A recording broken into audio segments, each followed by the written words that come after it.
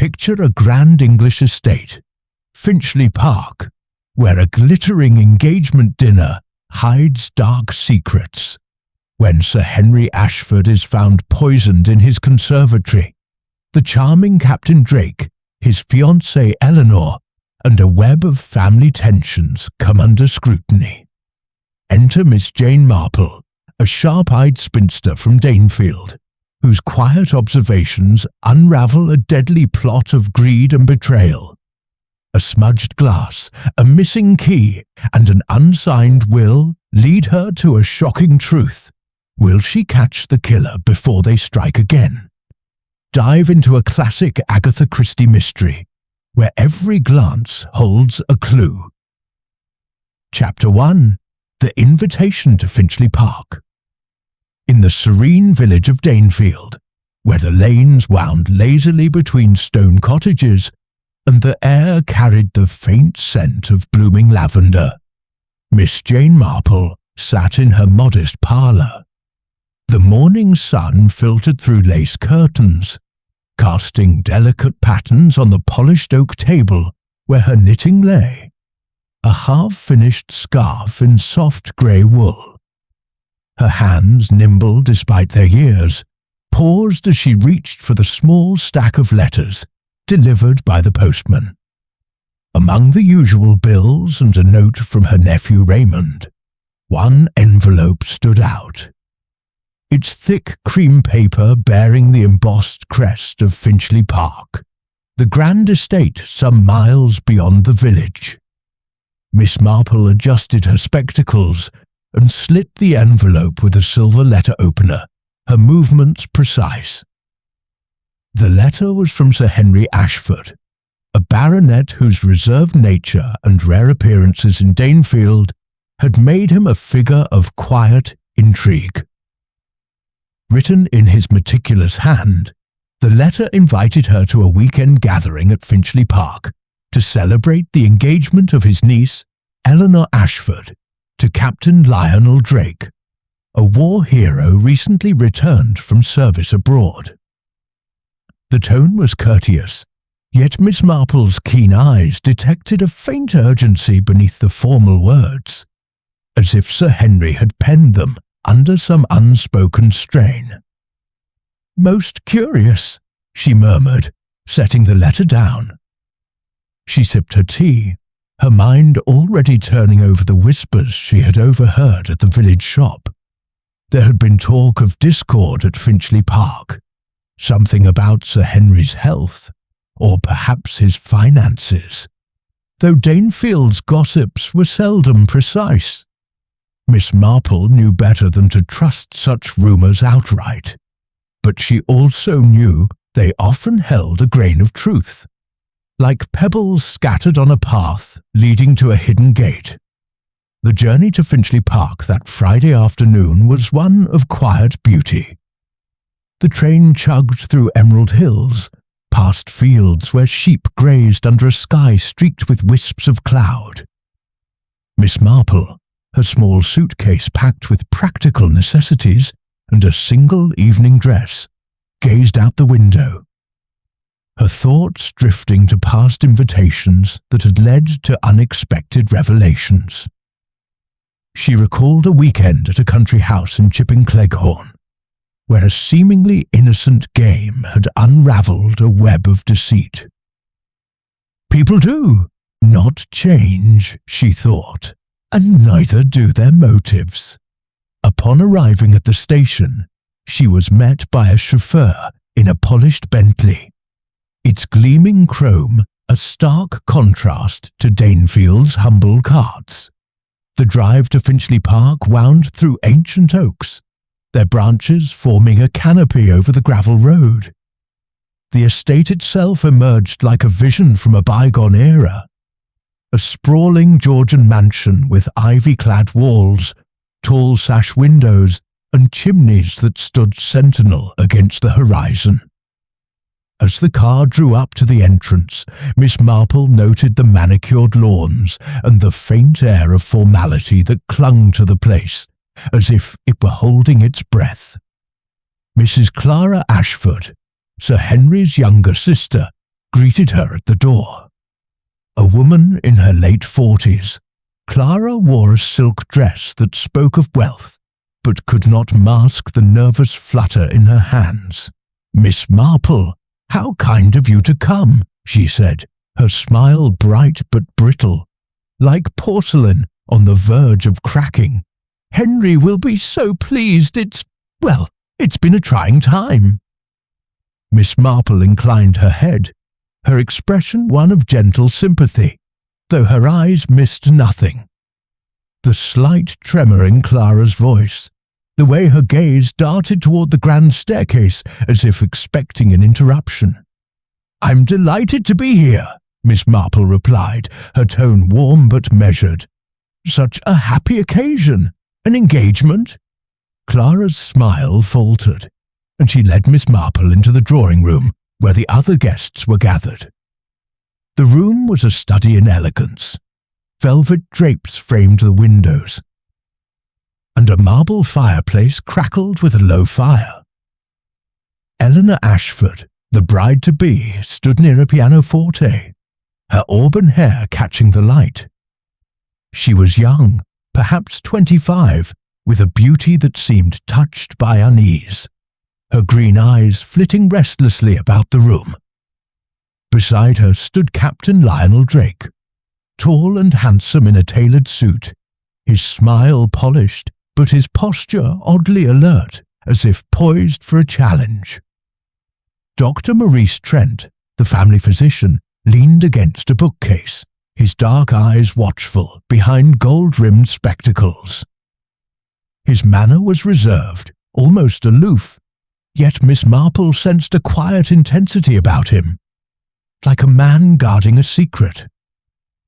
Miss Lavinia Gray, a distant cousin of the Ashfords, perched on a settee, her sharp features and sharper tongue already in evidence as she commented on the weather with a barb about storms brewing indoors.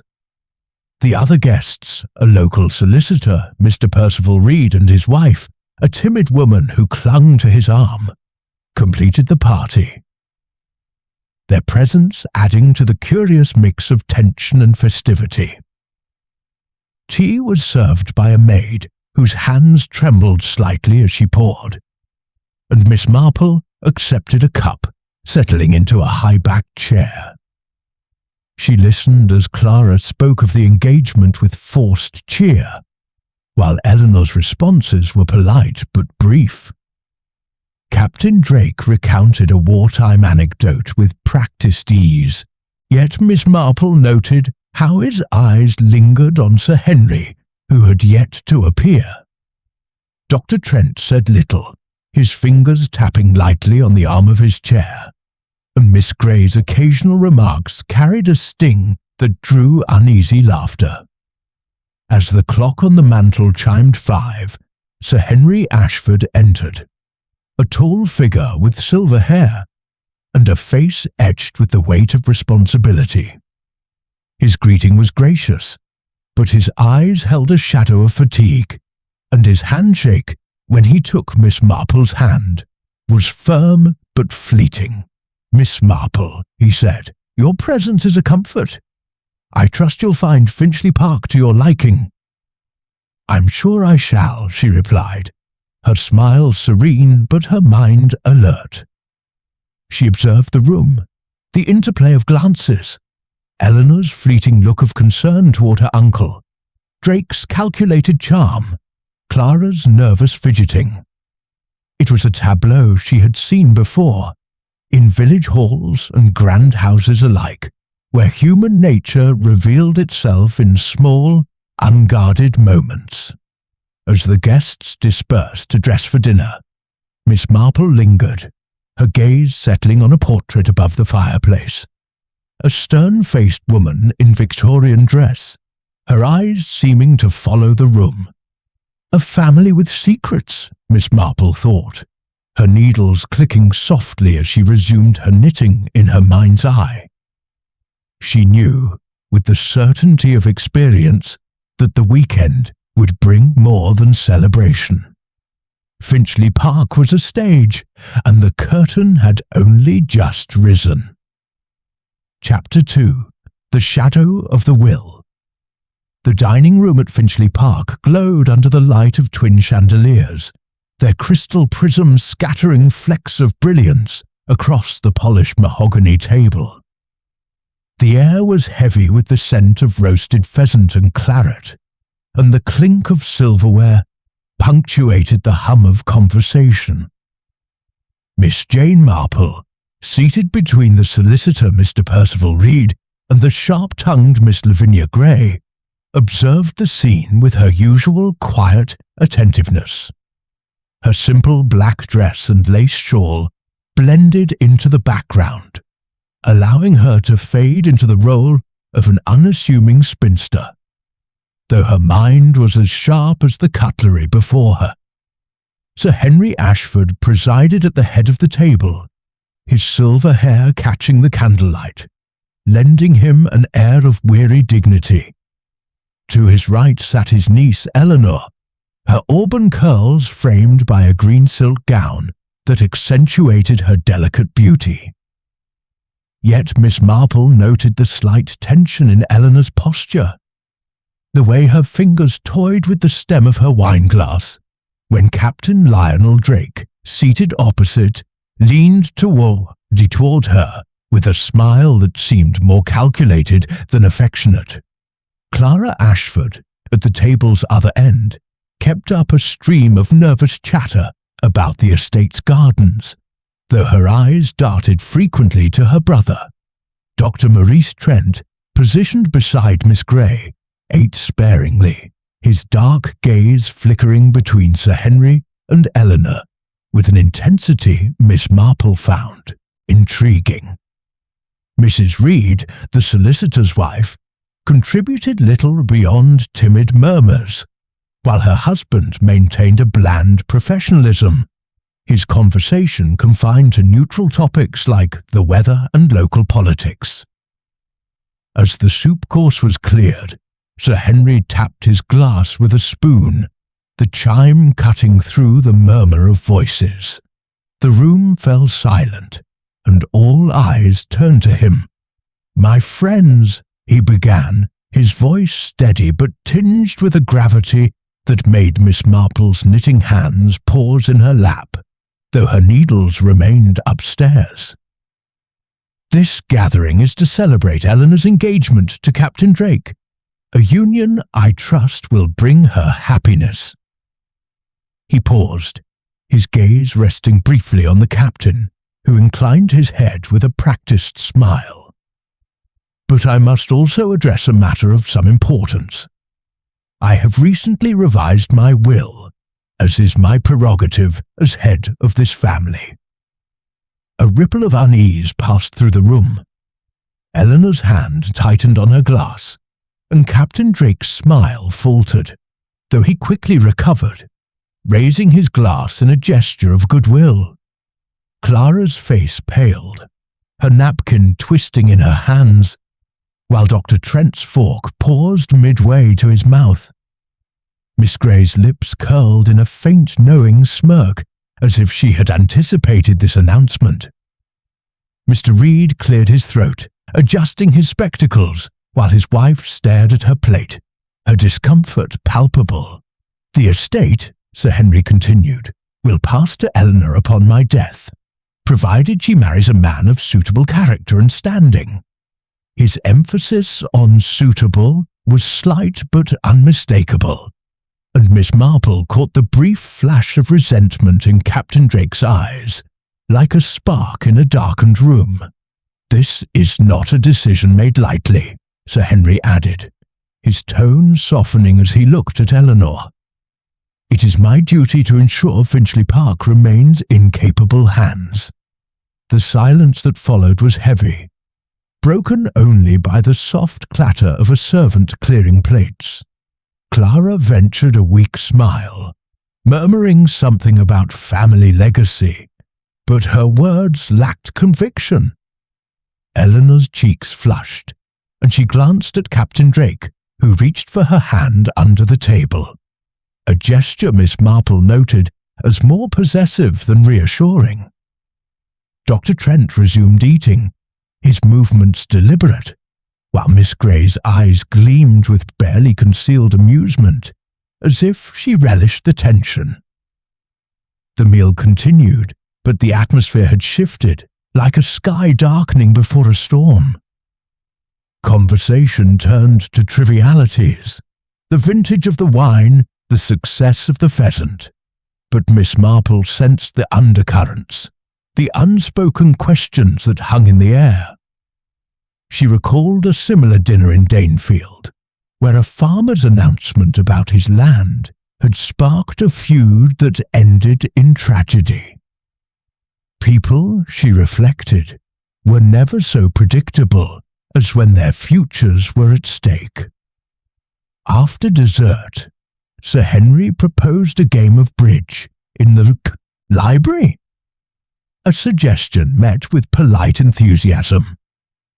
Miss Marple declined, citing a slight headache, and settled into a plush armchair by the library's tall windows, her vantage point offering a clear view of the players.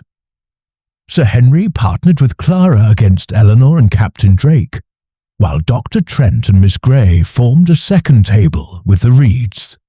The shuffle of cards and the murmur of bids filled the room, but Miss Marple's attention was drawn to the small interactions, Clara's anxious glances at her brother, Eleanor's distracted play, and the captain's overly attentive manner, as if he were performing for an audience. Miss Grey, between hands, leaned toward Dr. Trent and remarked, "Fortune hunters are so tiresome, don't you think? Always sniffing about where money's concerned." Her voice carried just enough to reach Captain Drake, who stiffened but made no reply. Dr. Trent's response was a non-committal murmur, but Miss Marple noted the tightening of his jaw, as if the comment had struck a nerve. She filed this away, her mind turning to a Danefield widow who had been courted by a man with similar charm, only to discover his debts far outweighed his devotion. As the clock on the mantel neared 11, the library's warmth was shattered by a scream that sliced through the air, high and sharp, like the cry of a wounded animal. It came from the direction of the conservatory, a glass-walled haven filled with exotic plants and wicker furniture.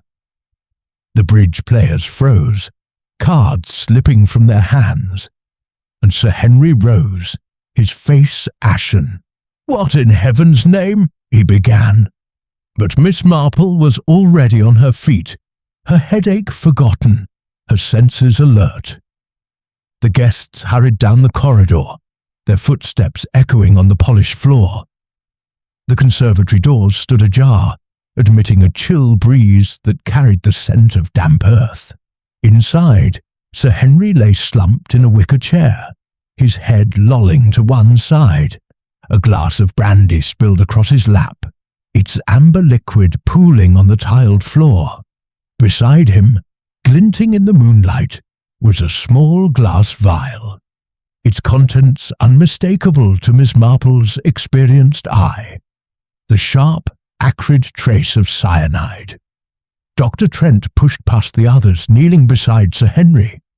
His fingers sought a pulse, but his expression told the tale before he spoke. "He's gone," he said, his voice low and strained. Clara gasped, clutching Eleanor, who stared at her uncle's body, her face a mask of shock.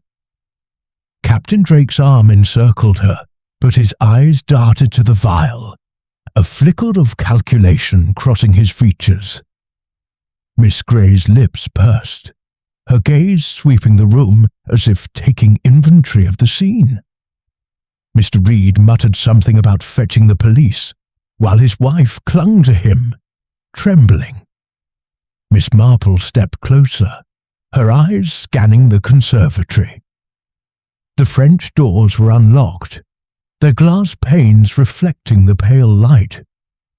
The vial lay near Sir Henry's hand, but the brandy glass was smudged, its surface marred by fingerprints that suggested haste or carelessness. She recalled a case in Danefield where a similar vial had been the key to unravelling a deception, and she knew this scene was no accident.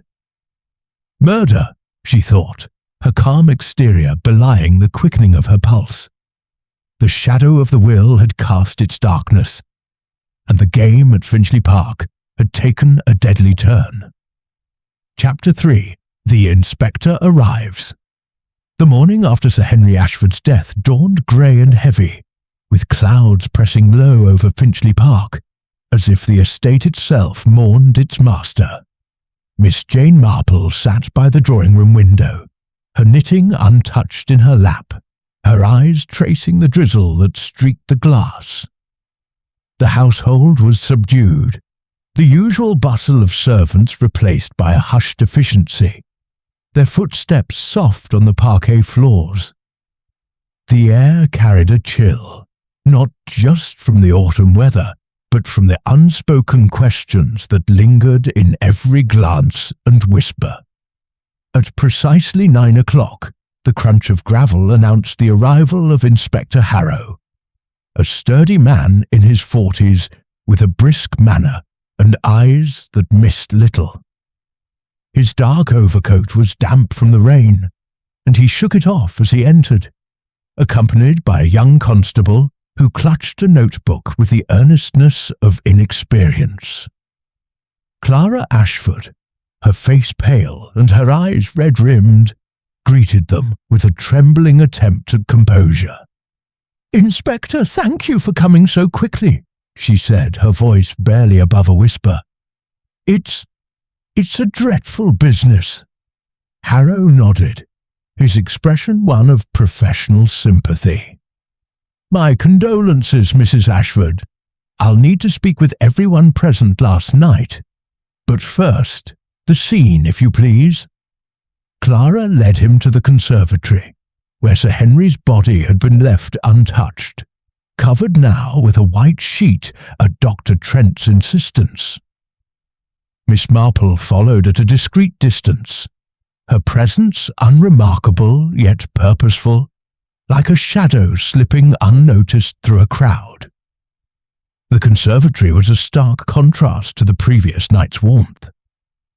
The glass walls admitted a dull light, and the exotic plants, ferns and orchids, seemed to droop in the gloom.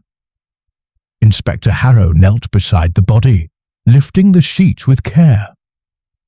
Sir Henry's face was serene in death, but the spilled brandy and the small vial beside him told a grim story. Harrow examined the vial, his gloved hands handling it gingerly. "Cyanide, most likely," he said, glancing at Dr. Trent, who stood nearby, his face drawn. "Confirmed by the smell and the state of the body, quick and lethal." Dr. Trent nodded. "I recognized it immediately last night. There's no mistaking that bitter almond scent, though it's not always as pronounced as people think." His tone was clinical, but Miss Marple noted the slight tremor in his hands, a detail she tucked away like a dropped stitch in her knitting. Harrow stood, his gaze sweeping the room. "The French doors were unlocked, I understand. Anyone could have entered from the garden." He stepped to the doors, inspecting the latch. The floor beneath was clean, no trace of mud despite the rain-soaked grounds outside. Miss Marple, standing near a potted palm, observed this silently, her mind recalling a Danefield burglary where the absence of footprints had pointed to a culprit within the house. "No mud," she murmured to herself, "and yet the rain was heavy." The inspector turned to the gathered household, now assembled in the conservatory's anteroom. Eleanor stood close to Captain Drake, her eyes hollow with grief, while he maintained a protective arm around her, though his expression was guarded. Miss Lavinia Gray hovered near the doorway, her sharp features alight with curiosity, as if she were watching a play unfold. Mr. and Mrs. Reed stood apart, the solicitor's face impassive, his wife clutching a handkerchief. Clara twisted her hands, her nervous energy palpable. Harrow began his interviews with a methodical air, his constable scribbling notes.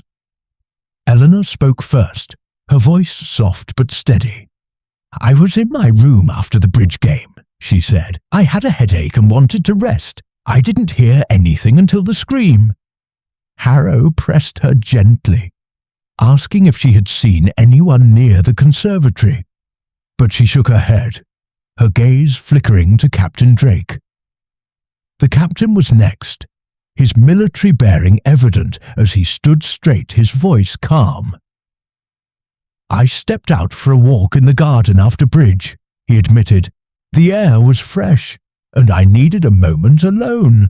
I saw nothing unusual, no one near the conservatory." His eyes met Harrow's without flinching, but Miss Marple noted the slight clench of his jaw, a telltale sign of tension she had seen in a Danefield shopkeeper caught in a lie. Clara's interview revealed more. "Henry and we had a disagreement yesterday afternoon," she confessed, her cheeks flushing. "About the will. I thought it unfair to tie Eleanor's inheritance to his approval of her husband.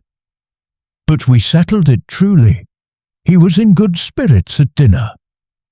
Her voice wavered, and Miss Marple wondered if the settlement was as amicable as Clara claimed. Dr. Trent's account was brief. "I prescribed Sir Henry a mild sedative for his nerves," he said. "No cyanide, of course. I last saw him at dinner, perfectly well."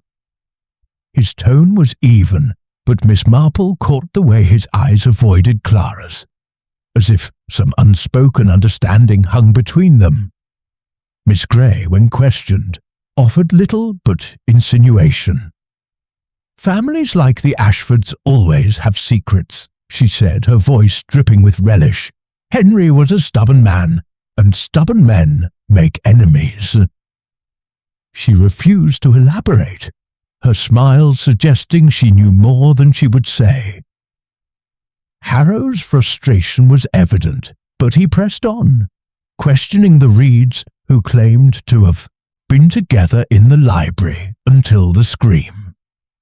Miss Marple, knitting quietly in a corner of the drawing-room where the interviews continued, listened with her usual unobtrusive attention.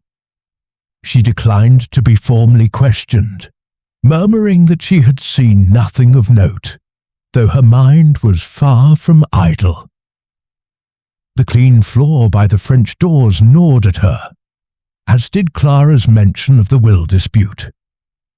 She recalled a case in Danefield where a poisoning had been staged to look like an outsider's work, only to unravel when the absence of footprints betrayed the truth. People think they're clever, she thought, but they forget the small things. Harrow concluded his initial inquiries with a directive to the household. No one was to leave Finchley Park until further notice. He dispatched his constable to summon the coroner and a forensic expert from the county, then retired to the study to review Sir Henry's papers. Miss Marple, lingering in the drawing-room, overheard a servant whispering to another about a locked drawer in Sir Henry's desk that had been found ajar that morning. The tidbit was small, but to Miss Marple it was a thread in the tapestry, one that might lead to the heart of the mystery. As the household dispersed, Eleanor to her room, Drake to pace the terrace, and Clara to confer with the housekeeper, Miss Marple remained by the window, her eyes on the rain-slicked gardens.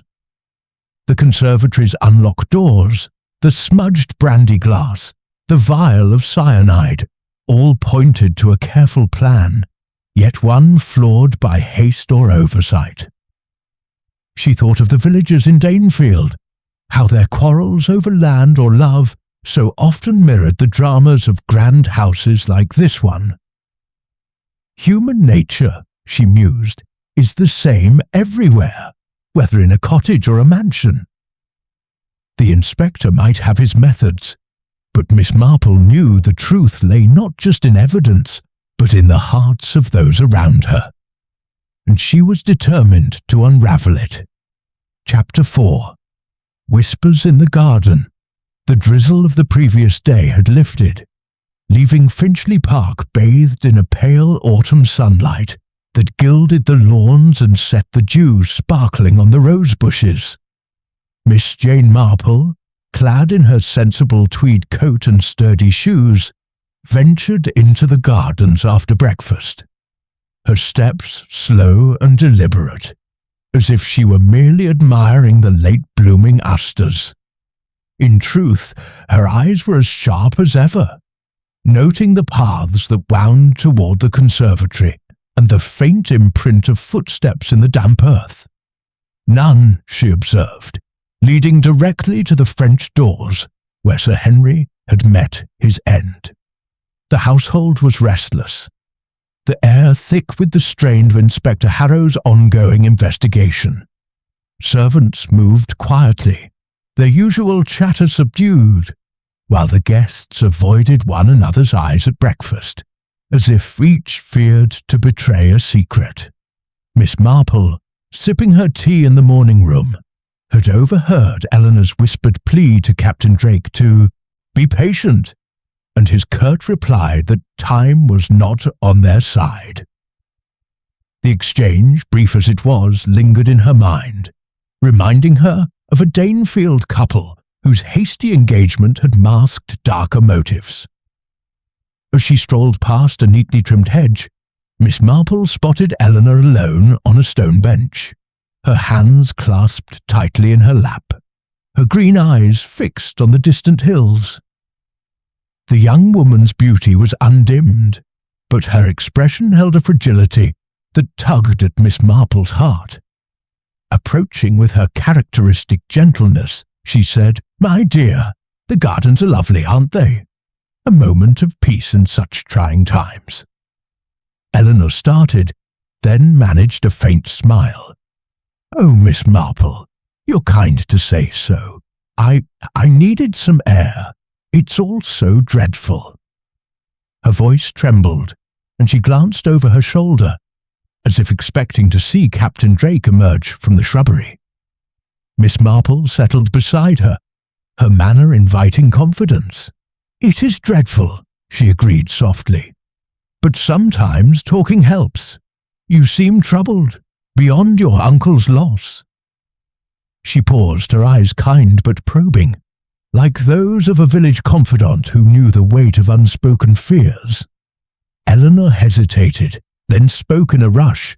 "It's Lionel, Captain Drake. He's been so different since we announced our engagement. He talks constantly of the future, of what Finchley Park could be with the right management. It's as if the inheritance matters more than me." Her cheeks flushed, and she looked away, twisting a ring on her finger. A simple band, not the grand engagement ring Miss Marple might have expected. Miss Marple nodded, her thoughts drifting to a Danefield curate who had wooed a widow with grand promises, only to be revealed as a fortune hunter. "Men can be hasty when they see opportunity," she said gently. "But you must trust your instincts, my dear. They're often wiser than we know." Eleanor's eyes met hers, grateful yet uncertain, and Miss Marple resolved to watch Captain Drake more closely. As Eleanor excused herself to return to the house, Miss Marple continued her walk, her path taking her to the rose arbour, a secluded corner where climbing roses twined over a wooden trellis. Voices, low and urgent, reached her ears, and she paused behind a yew hedge, her presence concealed by the foliage. It was Clara Ashford and Dr. Maurice Trent, their words sharp with tension. "You should have told him, Maurice," Clara hissed, her voice barely controlled. "If Henry had known the truth, none of this would have happened." Dr. Trent's reply was a murmur, but Miss Marple caught the edge of defensiveness. "It wasn't my place, Clara. You know how he was, stubborn, unforgiving. It would have made things worse." His tone carried a weight of guilt, and Miss Marple's mind turned to the possibility of a secret shared between them, one that Sir Henry had perhaps uncovered. The conversation ended abruptly as Clara turned away, her footsteps crunching on the gravel as she hurried back to the house. Dr. Trent lingered, his shoulders slumped, and Miss Marple noted the weariness in his posture, so different from his usual reserve. She recalled a Danefield doctor who had hidden a past mistake, only to have it resurface when a patient's death raised questions. Secrets, she thought, are like weeds in a garden, hidden until they choke the roots. Returning to the house, Miss Marple learned from a flustered maid that Sir Henry's study had been searched by Inspector Harrow that morning. Among the papers was a draft of the new will, its terms mirroring Sir Henry's dinner announcement. Eleanor would inherit Finchley Park, but only if her marriage met his approval. The document, however, was unsigned, rendering it legally void. The maid, eager to share, added that the drawer containing Sir Henry's personal papers had been locked the night before his death, yet was found ajar after the murder. The key, usually kept on Sir Henry's person, was missing. Miss Marple's interest sharpened. An unsigned will suggested intent without finality, and a missing key hinted at someone's haste to access or conceal its contents. She thought of a Danefield farmer whose will had sparked a similar scramble among heirs, the key to his strongbox vanishing until a guilty nephew was found out. People act rashly when they fear discovery, she mused, her fingers itching for her knitting, though she left it upstairs to avoid distraction. At tea that afternoon, served in the drawing-room, Miss Lavinia Gray's presence was as prickly as ever. Sipping her tea with deliberate care, she remarked to no one in particular, "Wills are such troublesome things, aren't they? They stir up greed like a stick in a hornet's nest." Her eyes flicked to Captain Drake, who was speaking quietly with Eleanor across the room. The captain's smile was charming, but Miss Marple noted the way his hand tightened on his teacup, a fleeting sign of irritation. Dr. Trent, seated near Miss Gray, shifted uncomfortably, his gaze fixed on his plate of scones. Clara, attempting to change the subject, spoke of the village fete, but her voice lacked conviction, and the conversation faltered. Mr. and Mrs. Reed, ever the outsiders, offered polite murmurs, but Miss Marple sensed their unease, as if they feared being drawn into the drama. As the tea tray was cleared, Miss Marple excused herself to the library, where she examined a photograph of Sir Henry taken years earlier, standing proudly before Finchley Park. His stern expression reminded her of a Danefield magistrate who had ruled his family with an iron hand, only to find his authority undermined by those closest to him. The will, the missing key, the clean floor by the conservatory doors, all pointed to a plan hatched within the household, not beyond it. Someone wanted that will silenced, she thought, and they acted before it could be signed. The garden whispers and the unsigned document were pieces of a puzzle, and Miss Marple knew the picture would soon come into focus.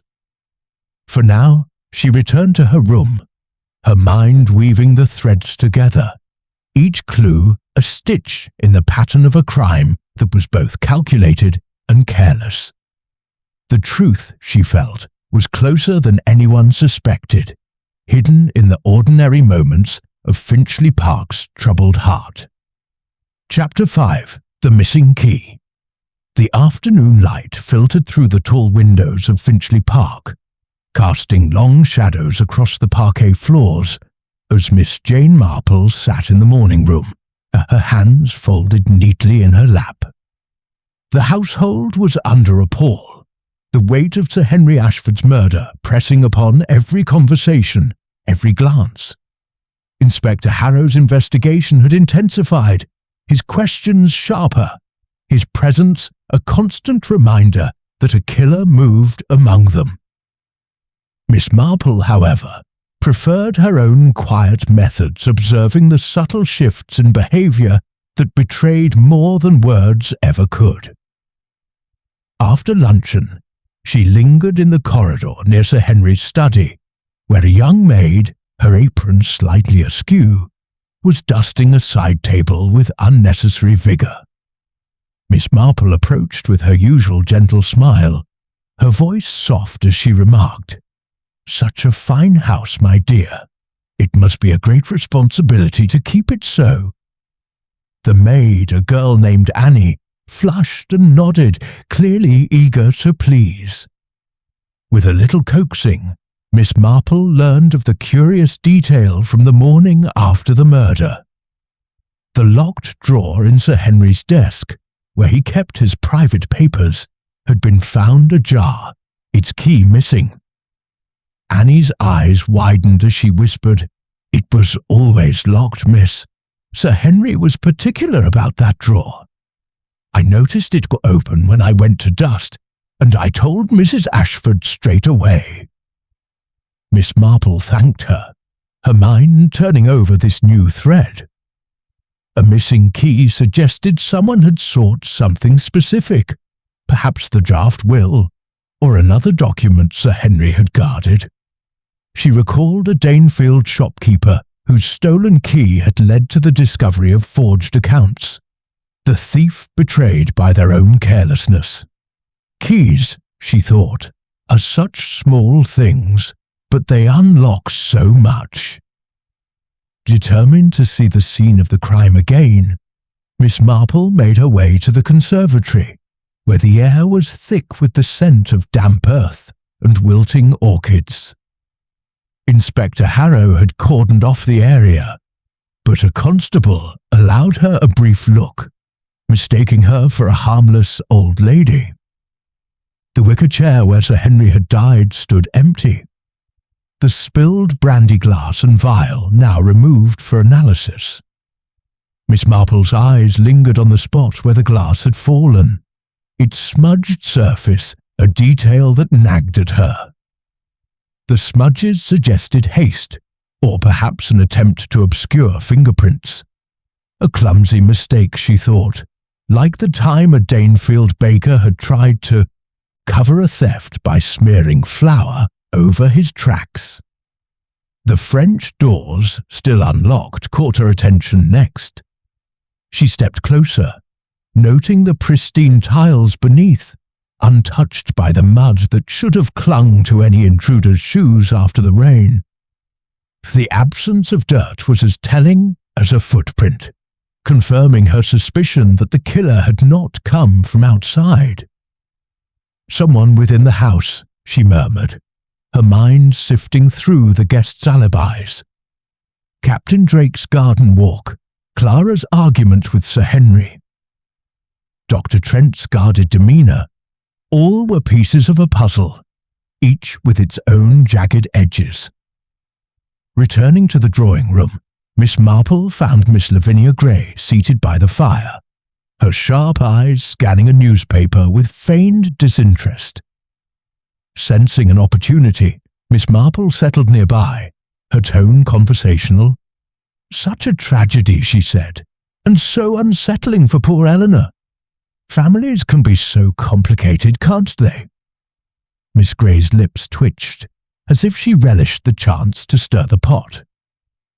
"Complicated?" she replied, her voice laced with malice. "The Ashfords are a nest of vipers, my dear. Henry's will was a spark to dry tinder.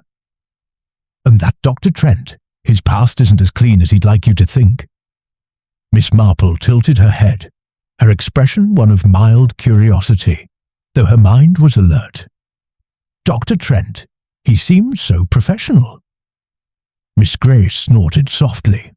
Professional, perhaps, but men like him always have skeletons. Henry knew something, mark my words. She refused to elaborate, her smile smug, but Miss Marple needed no more. The hint of a scandal was enough to deepen her interest in the doctor, whose guarded manner had already caught her eye.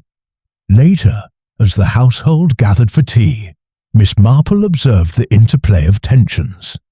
Eleanor sat close to Captain Drake, but her smiles were strained, her eyes darting to the door as if expecting bad news. Drake's charm was undimmed, yet his laughter rang hollow, and Miss Marple noted how his gaze lingered on the silver ornaments as if calculating their worth. Clara, pouring tea with unsteady hands, avoided Dr. Trent's eyes, while he maintained a studied neutrality, his fingers tapping a restless rhythm on his saucer.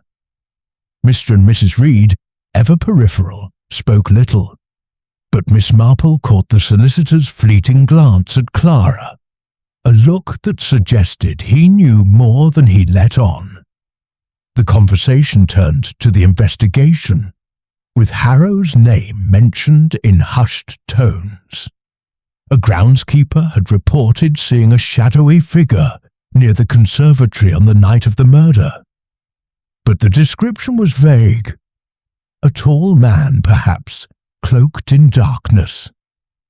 Miss Marple listened, her thoughts drifting to a Danefield poacher whose vague sighting had been dismissed, only to prove crucial when his testimony exposed a liar.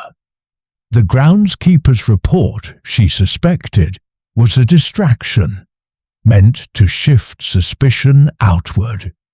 As tea ended, Miss Marple excused herself to the library, where she examined a row of family photographs on a shelf. One showed Sir Henry and Clara as children, their faces solemn, a reminder of the ties that bound this family, for better or worse.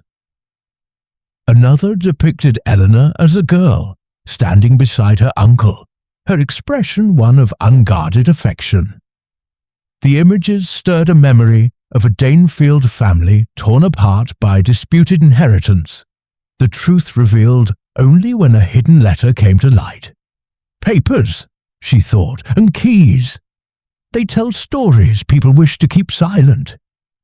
Before retiring, Miss Marple sought out Annie the maid, under the pretense of asking for an extra blanket. In the quiet of the servants' corridor, she gently probed about the study. Annie, eager to help, revealed that Sir Henry had been seen writing late at night in the days before his death, locking his papers away with care. "He was particular about that key," she said, "kept it in his waistcoat pocket, always." Miss Marple thanked her, her mind racing. The missing key was no accident. It was a deliberate act, tied to the will or something yet undiscovered. As she climbed the stairs to her room, Miss Marple's thoughts wove together the smudged glass, the clean floor, the unsigned will, and the missing key. Each was a clue, small but significant, like the stray threads she picked up in her knitting. The killer had acted with purpose, but faltered in the details, and Miss Marple knew those details would betray them. Carelessness, she thought, is the downfall of even the cleverest plans. With the household settling into an uneasy night, she resolved to unravel the next thread, certain that the truth lay close, hidden in the ordinary moments of Finchley Park's troubled heart. Chapter 6. The Doctor's Secret. The evening shadows lengthened across Finchley Park, the grand estate settling into a restless quiet as the weight of Sir Henry Ashford's murder pressed upon its inhabitants. Miss Jane Marple, seated in her guest room with a cup of chamomile tea, gazed out at the darkening gardens, her mind sifting through the day's observations. The missing key, the smudged brandy glass, the unsigned will, all were fragments of a puzzle, each pointing to a truth hidden in the ordinary interactions of the household. Her thoughts turned to Dr. Maurice Trent, whose guarded demeanour and cryptic exchange with Clara in the rose arbour had piqued her curiosity. She recalled a Danefield apothecary whose past indiscretions had unravelled under gentle questioning, and she resolved to probe the doctor's reticence. The opportunity came the next morning, when Miss Marple found Dr. Trent alone in the library, reviewing a medical journal with an air of distraction. The room was hushed, its tall shelves lined with leather-bound volumes, the faint scent of old paper mingling with the polish of the oak table. She approached with her characteristic diffidence, clutching a shawl as if chilled. "Dr. Trent," she began, her voice soft but deliberate, "I wonder if I might trouble you for advice. I've been feeling a touch of rheumatism lately, and at my age, one does worry." Trent looked up, his dark eyes wary behind his spectacles, but he managed a professional smile. "Of course, Miss Marple. Nothing serious, I hope." He gestured to a chair and she settled into it, her expression one of mild concern, though her mind was as sharp as a needle. "Oh, nothing too alarming," she said, her tone light. "But one hears such stories about doctors and their remedies, don't they? Mistakes made in youth, perhaps, that linger like shadows." She paused, watching his reaction. His fingers tightened on the journal, a subtle movement, but enough to confirm her suspicion that Miss Grey's hint about his past held weight. Trent cleared his throat, his smile fading. "Medicine is a precise art, Miss Marple, but no one is infallible. We all have moments we'd rather forget." His voice was even, but there was a strain beneath it, like a taut string ready to snap. Miss Marple nodded sympathetically, her eyes gentle but unyielding. "Of course, dear boy. But Sir Henry was such a particular man, wasn't he? I imagine he valued precision in those around him, especially his physician." She let the words hang, her gaze steady, inviting confidence as she had so often done with nervous villagers in Danefield. Trent hesitated, his fingers drumming lightly on the table. Then, as if the weight of silence was too much, he spoke, his voice low. Henry was exacting. He knew things about people, things he used to his advantage. He held something over me from years ago, a mistake I made early in my career. He glanced at the door, ensuring they were alone. "I prescribed a medication improperly in my first practice. It caused harm, though not fatal. I lost my position, but Henry learned of it and, let's just say, he ensured my loyalty." Miss Marple's expression remained one of quiet concern, though her mind raced. "How trying for you," she said softly. "And what did he ask in return for his silence?" Her question was gentle, but it cut to the heart of the matter, as if she were unpicking a knot in her knitting. Trent's jaw tightened, and he looked away, his gaze fixed on a portrait of a stern Ashford ancestor. "He asked me to keep certain matters private," he said at last, "about his health and other things. I can't say more, Miss Marple. It's done now, and he's gone." His voice held a note of finality, but his eyes betrayed guilt, as if the burden of those secrets still pressed upon him. Miss Marple did not press further, sensing he had revealed all he would for now. "Thank you, Dr. Trent," she said, rising with a smile. "You've been most kind. I shall try a hot compress for my rheumatism." As she left the library, her thoughts were ablaze. Blackmail was a powerful motive, one she had seen unravel families in Danefield, where a grocer's indiscretion had led to betrayal when a secret was wielded like a weapon. Trent's admission suggested Sir Henry had held sway over him, but was it enough to drive him to murder? Or was he protecting another? At luncheon, the atmosphere was strained, the clink of cutlery sharp against the silence.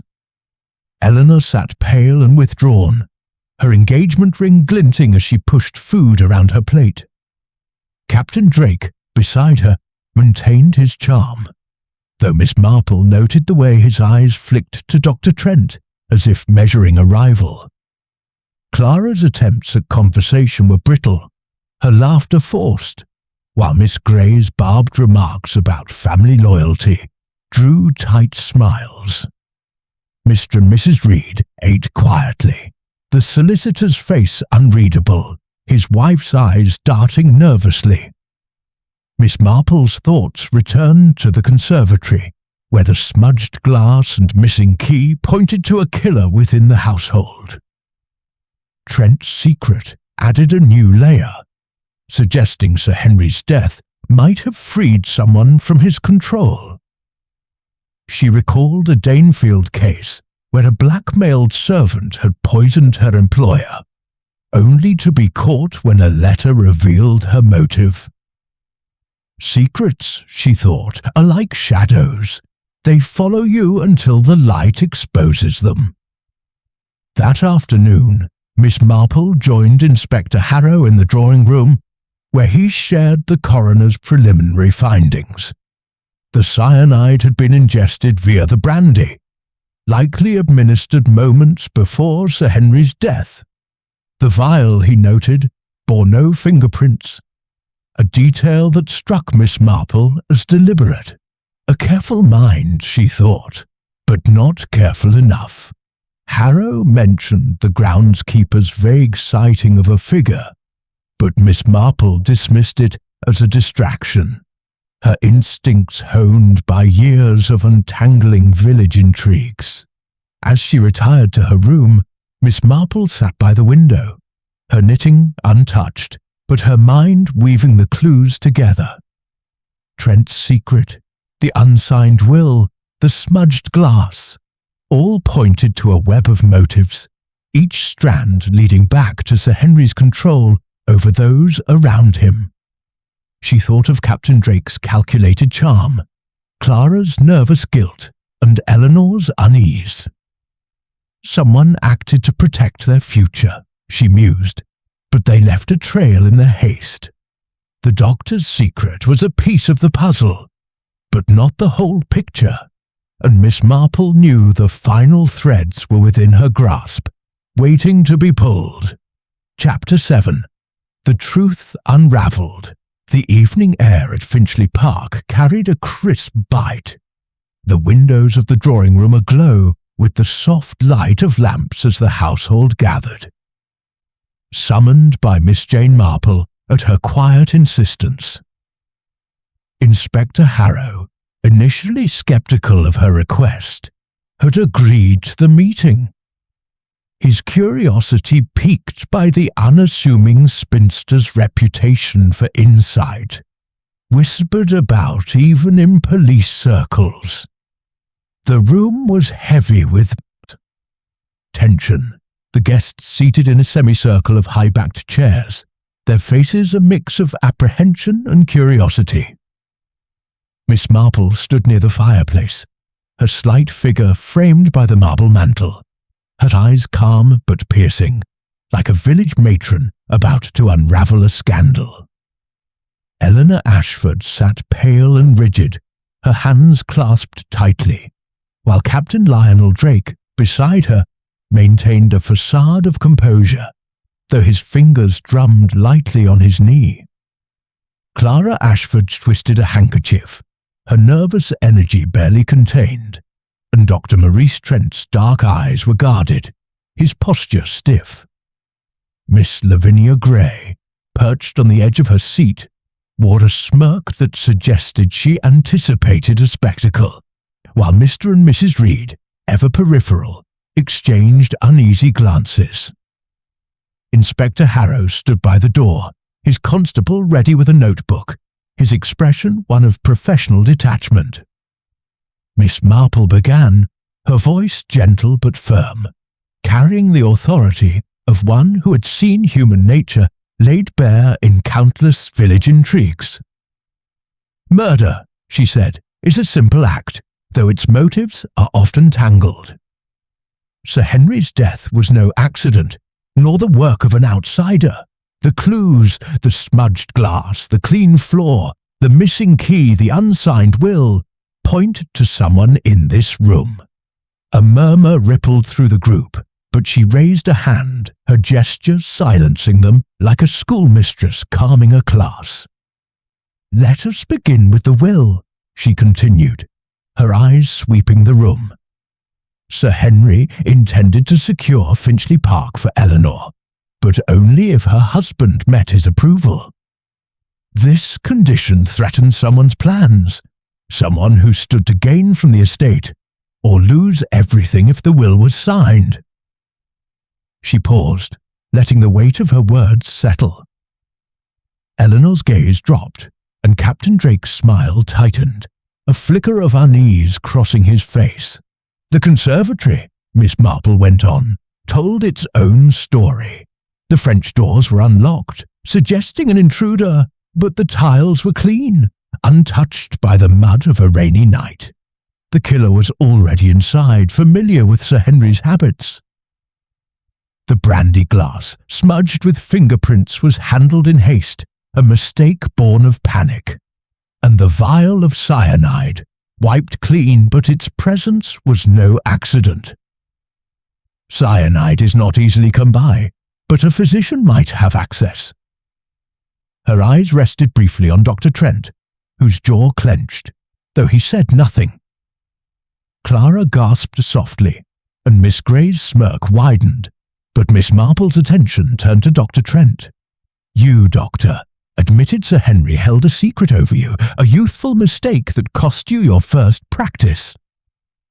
He demanded your loyalty, perhaps even access to substances like cyanide, under the guise of medical need." Trent's face paled, and he opened his mouth to protest, but Miss Marple continued, her tone unwavering. "Yet you are not the killer. Your guilt lies in what you concealed, not in what you did." She turned to Captain Drake, whose charm had faded, his eyes now sharp with calculation.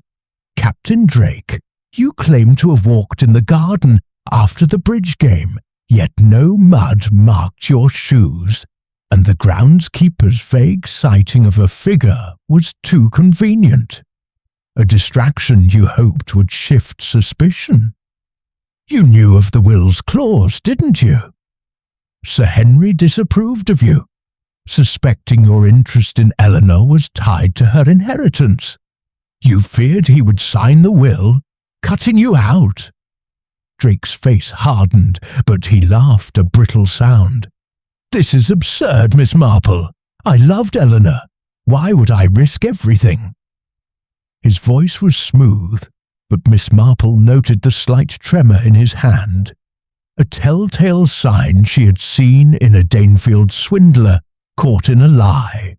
"Because," she said softly, "you acted in haste. During the bridge game, you slipped away briefly, unnoticed in the shuffle of cards and conversation. You poured Sir Henry's brandy, adding cyanide you had obtained, perhaps through Dr. Trent's compromised position. You left the vial to suggest suicide or an outsider, but the smudged glass betrayed you.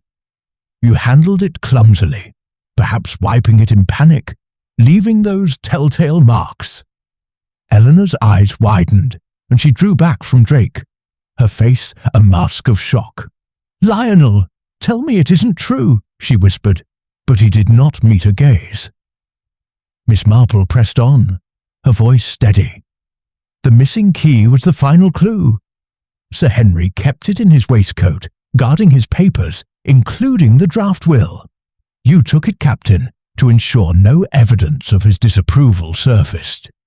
You opened the drawer perhaps to destroy a letter or note that confirmed his doubts about you. But you couldn't replace the key without drawing attention, so you kept it. Drake sprang to his feet. His face flushed.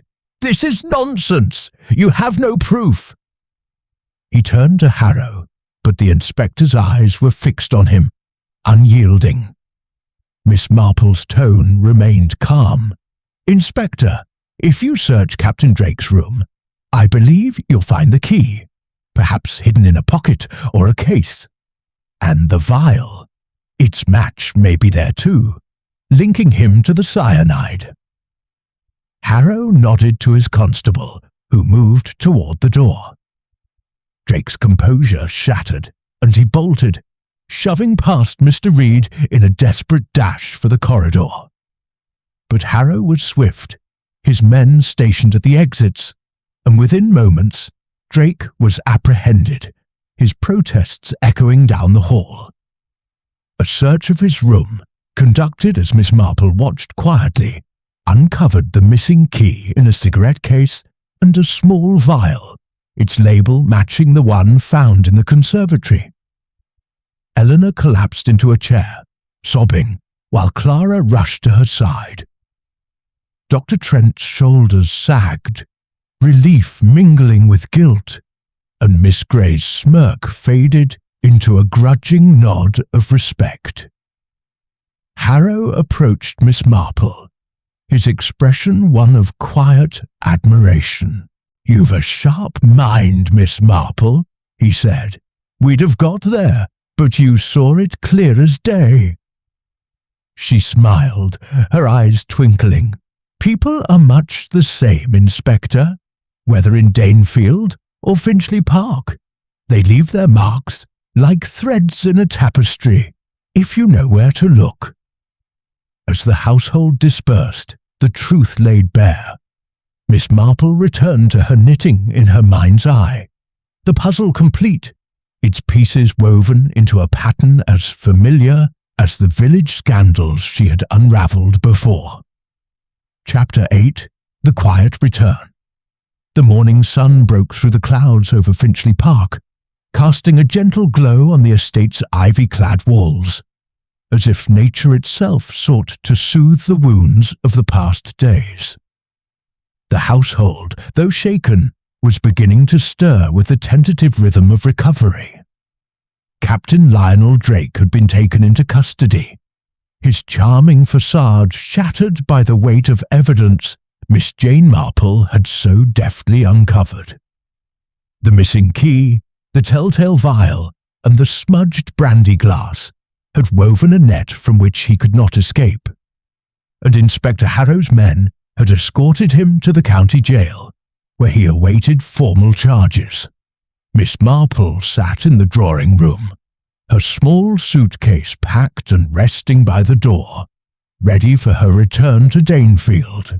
She held a cup of tea, its steam curling in the cool air, and her eyes wandered to the gardens beyond the window, where the roses still bloomed despite the autumn chill. The room was quieter now. The oppressive tension lifted, though an undercurrent of sorrow lingered. Eleanor Ashford approached, her auburn hair loosely pinned, her face pale but composed. She sat beside Miss Marple, her hands folded in her lap, the engagement ring conspicuously absent from her finger. "Miss Marple," Eleanor began, her voice soft but steady, "I don't know how to thank you. I was blind to Lionel's true nature, and if you hadn't seen the truth," she trailed off, her eyes brimming with unshed tears. "I feel such a fool." Miss Marple set down her tea, her smile as gentle as a spring breeze. "My dear, you are no fool. Love can cloud the sharpest eyes, just as it did for a young lady in Danefield who trusted a charming suitor, only to find his heart was set on her dowry. You've a good heart, and that's worth more than any estate." She patted Eleanor's hand, her touch light but reassuring, like a grandmother comforting a child. Eleanor managed a small smile. "Uncle Henry only wanted to protect me. I see that now. I wish I'd listened to him." She glanced at the portrait above the fireplace, where Sir Henry's stern gaze seemed softened by the morning light. "I'll stay on at Finchley Park to honour him. Clara's promised to help, and Dr. Trent, he's been kinder than I expected." Miss Marple nodded, her thoughts drifting to Dr. Trent's confession of his past mistake, and the burden Sir Henry's blackmail had placed upon him. She suspected his kindness to Eleanor stemmed from a desire to atone, much like a Danefield vicar who had mended his ways after a youthful scandal. Clara, too, had shown strength beneath her nervous exterior, stepping into her role as the family's anchor, with a quiet resolve that Miss Marple admired. As the clock chimed 10, Clara entered, her face less strained than it had been in days. "Miss Marple, the car is ready to take you to the station," she said, her voice warm with gratitude. "We owe you so much. You've brought us peace in a way." She hesitated, then added, "I hope you'll visit again under happier circumstances." "I should like that," Miss Marple replied, her eyes twinkling. "Finchley Park is a fine place, and I've a fondness for gardens, even those with a few thorns." Her words carried a gentle humour, and Clara smiled, a rare moment of lightness in the grieving household. Miss Lavinia Gray, who had lingered in the doorway, offered a curt nod, her usual sharpness tempered by a grudging respect. "You've a knack for seeing things, Miss Marple," she said. "I'd have wagered on the doctor, but you proved me wrong." Her tone held a trace of admiration, and Miss Marple inclined her head, recognizing the compliment for what it was, a rare concession from a woman who thrived on being right. Mr. and Mrs. Reed, preparing to depart themselves, offered polite farewells, the solicitor's face betraying a flicker of relief that the affair had not entangled him further. Inspector Harrow, stopping by to finalize his report, shook Miss Marple's hand with a firmness that spoke of professional esteem. "You've a gift, Miss Marple," he said. "If ever you tire of Danefield, the force could use you." She chuckled softly, her eyes crinkling. "Oh, Inspector, I'm far too fond of my knitting to chase criminals full-time, but I'm glad to have been of help." Her modesty was genuine, but her mind was already turning to the quiet of her village, where the rhythms of life were familiar, if no less revealing. The journey back to Danefield was uneventful, the train rattling through the countryside as Miss Marple gazed out at the passing fields, her thoughts weaving together the events at Finchley Park. The case had been a tapestry of human frailties, greed, fear, love, and betrayal, all as familiar to her as the gossip of her neighbours. Captain Drake's ambition had undone him, much like a Danefield merchant who had overreached and lost everything. The smudged glass, the missing key, the clean floor, these were the small threads that had led her to the truth, just as village scandals had taught her to look for the ordinary details that betrayed the guilty. Back in her neat parlour, Miss Marple resumed her knitting, the grey scarf growing steadily under her nimble fingers. The church bell tolled in the distance, its sound as comforting as ever, and the village buzzed with fresh gossip, some of it already coloured by heartful tales of her time at Finchley Park. She smiled to herself, thinking of Eleanor's resolve, Clara's newfound strength, and even Dr. Trent's quiet redemption. People are much the same, she mused, whether in a grand house or a cottage. They weave their own patterns, and the flaws always show. As the fire crackled in the grate, Miss Marple picked up her needles, content that another puzzle had been solved. The world, with all its complexities, was not so different from her knitting, a matter of patience, observation, and the careful untangling of knots. And in Danefield, as in Finchley Park, she knew there would always be another thread to follow, another story waiting to be unravelled.